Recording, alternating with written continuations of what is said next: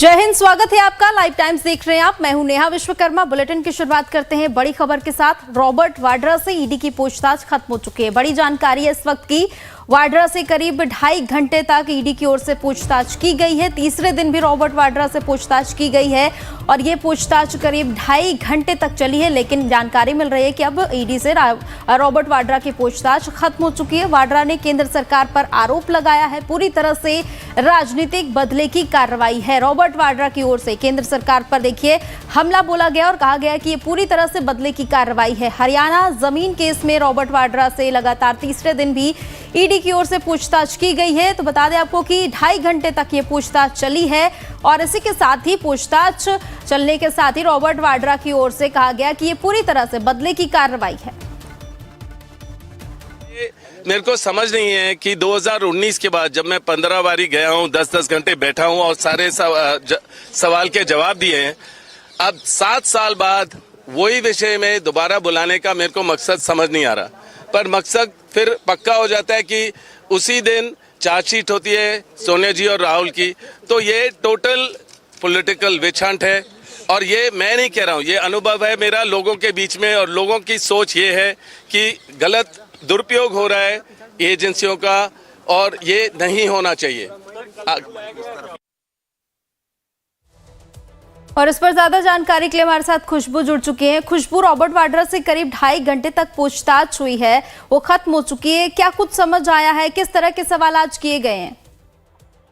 जी बिल्कुल वंदना, लगातार पिछले 2 दिन से पूछताछ हो ही रहा था रॉबर्ट वाड्रा से। आज तीसरा दिन था, आज भी पूछताछ हुई। कल और परसों जो लगभग 6-6 घंटे पूछताछ हुई, आज भी पूछताछ 2.5 घंटे के करीब हुई है। लेकिन अभी तक पूरा ये जो मामला था, जो 2008 का मामला अभी तक चल रहा है, जिससे पहले भी पूछताछ हो चुकी है काफी बार रॉबर्ट वाड्रा से, और ईडी लगातार उनसे उसी लैंड डील के बारे में पूछताछ कर रही है जो हरियाणा में गुरुग्राम के शिकोपुर लैंड डील की पूरी जो इन्फॉर्मेशन थी, जिस मनी लॉन्ड्रिंग का एक ट्रेल मिला है, उस ट्रेल को लेके बार बार पूछताछ की जा रही है। और क्योंकि जिस तरीके से इस पूरे डील में जो पैसे का जो प्रॉफिट जो है वो मैसिव हुआ था, 7.5 करोड़ की जमीन जो है 58 करोड़ में बेची जाती है। ऐसे में जो ईडी के जब मामला संज्ञान में आता है तो जांच हो रही है। हालांकि रॉबर्ट वाड्रा का बार बार यही कहना है कि ये जो पूरी कार्यवाही है राजनीति से प्रेरित है और